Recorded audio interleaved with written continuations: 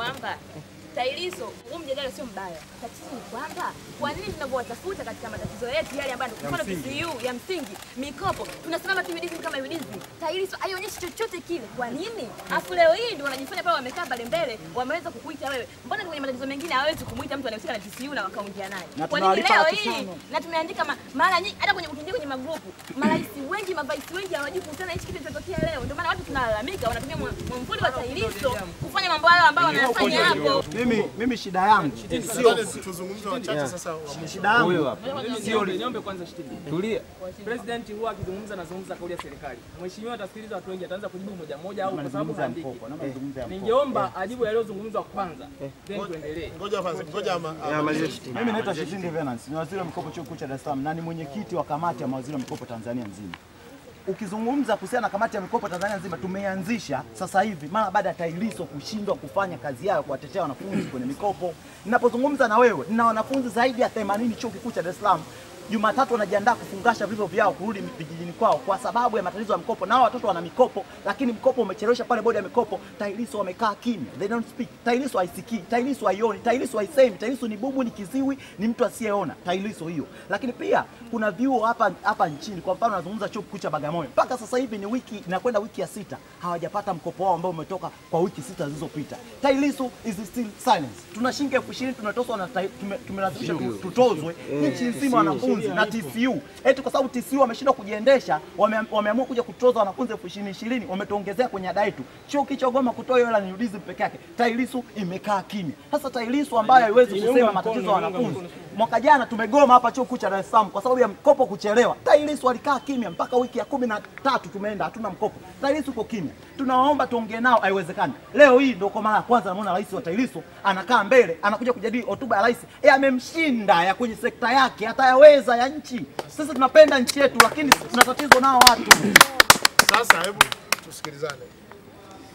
Na mimi naamini waliozungumza wamezungumza kwa niaba ya wenzao wote. Haya, la kwanza, Tailiso si mnachagua wenyewe viongozi. Ndio. Mwiba unapoingia si ndipo unapotokea. Kama wameshindwa kazi kuwafukuza mnashindwa. Ndio mimi nataka tuende taratibu. Kwa sababu gani? Tunaweza tukatafuta njia nyingine. Mwiba ukiingilia hapo utaka kutolea huku unaumiza na mishipa isiyohusika. Si ndio? Mwiba umeingilia hapa chini. Si ndio? Utolea hapa ulipoingilia. Kwa sababu katika dunia hii mnaweza mkamweka mtu mkiwa na matumaini. Akaingia akafanya upuuzi. Hayatokei. Inatokea. Akifanya upuuzi si mnafukuza. Na kwa sababu utaratibu hawa hawakuwekwa na serikali, imeweka wenyewe. Hata kama muda wao umekwisha, kama madhara ya kuendelea kuwepo ni makubwa, kaeni vikao, fukuzeni. Chagueni watu wanaowafaa. Simple kabisa. Wala haina sababu ya kupigizana kelele na kufanya kwamba jambo lenyewe linakuwa jambo kubwa sana. Tumewaweka wenyewe viongozi wetu. Kwa sababu mpaka mnafikia mnaunda njia nyingine ya kutatua matatizo, basi pana udhaifu mkubwa. Sasa kama udhaifu mkubwa na udhaifu unakuwa wa kwenu nyinyi, kwa sababu wewe unamweka mtu akuuzie duka, anauza duka vibaya, unaanzisha duka jingine, unamwachia hili. Kwa nini? Jipu sugu mheshimiwa, ni jipu sugu la kutumbuliwa. Ndio, tumbueni.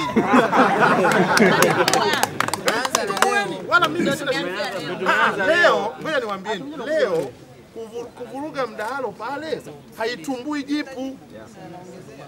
Itisheni vikao vya kikatiba. Sikilizeni basi. Sikiliza huko nyuma. Itisheni vikao vyenu vya kikanuni, vya kikatiba. Si vipo? Itisheni.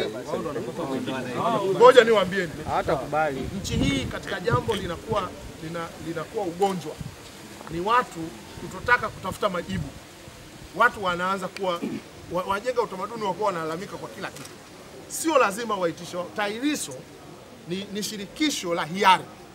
Shirikisho la hiari lolote katika nchi hii, mliyemweka kuwa kiongozi asipoitisha kikao, nyinyi members wa lile shirikisho mna uwezo wa kuitisha kikao na kinatambuliwa kisheria. Wala si swala la kwao. La kwanza. La pili, hili la matatizo ya bodi ya mikopo, serikali inalijua na rais mmemsikiana. Mimi na uhakika kuanzia kesho wanaohusika, na bahati nzuri mimi bado mwenezi wa chama kilichowaweka, tutashughulika nao waende wakawajibike. Kwa sababu katika jambo la hovyo sana, katika jambo la hovyo sana pale ni kwamba watu wakigoma hela zao zinaenda. Wasipogoma hela haziendi. Manake hela zipo. Watoto wakienda pale wanaitiwa polisi. Kama Alhamisi kuna majina yametoka ya wale wanafunzi ambao wameomba mkopo kwa mara ya pili. Kuna wanafunzi wa mwaka wa pili na mwaka wa tatu zaidi ya 600 kwa release mwao. Wameomba upya yaliletwa majina 45 kati ya hao 600. Lakini wale wanafunzi wamekuulizia kwa nini wao wamekosa mkopo, wengine wana vyeti vya ugonjwa wa wazazi wao, wana vyeti vya vifo vya wazazi wao, wanapelekwa pale wakaitwa defenders FFU pale, wale watoto wanarudi wanalia, wakajipanga Ijumaa kukodi mabasi waende ofisi ya waziri mkuu, lakini sisi tukawazuia na kiongozi mwenzangu huyu. Kwa hiyo mheshimiwa, tunaomba hilo swala nyinyi mlifuatilie sana. Sawa, mimi sio waziri anayeshughulikia jambo hili, lakini ili mradi ni waziri na ili mradi ndio msimamizi wa serikali yenyewe, tutashughulika nao. Mimi nataka kuhakikishia kuanzia kesho watu watakwenda pale. Hatuwezi tukaendelea na maneno hayaishi, watu wanaendelea kuumia, watu wakiandamana hela zinakuja, wakinyamaza hela haziji. Mimi nadhani hili ni kubwa. La tatu, ngoja kwanza. La tatu, mna mmoja waziri yule wa elimu alizungumza habari. Punguzeni kuhusudu nini? Kinachotuumiza leo ni itifaki nyingi sana. Lazima upite kwa huyu, upite kwa huyu, upite kwa huyu, upite kwa huyu, mpaka uje ufikie uamuzi. Mgonjwa amekufa. Umeelewa? Mimi natamani kama shughuli ipo, muda upo, wewe piga simu, tunape njoo tuende tufanye. Mimi napima hili jambo linafaa, twendeni. Tunafanya. Tukianza itifaki ya huku mara kafahamishwa dini, kafahamishwa waziri, kafahamishwa nani, mpaka uje umalize mwishoni. Jambo limeshafanya nini? Limeharibika. Hasa vijana, tupunguzeni itifaki. Tukipunguza itifaki, urasimu, mambo yatakwenda. Tukianza urasimu mrefu sana, mambo yataharibika. Kwa hiyo kama waziri ukuambiwa, sio kupunguzia mzigo, kama wanaendelea wao wana shida gani? Sio waziri. Asante. Haya maelezo mazuri. Huu ni wazi ambao upo. Kwa hiyo mimi naomba waheshimiwa wanafunzi wa chuo cha Dar es Salaam, kwa sababu lengo lenu mlikuwa ni kutoa message kwamba hamjafurahisha na kitu ambacho kipo. Ndio.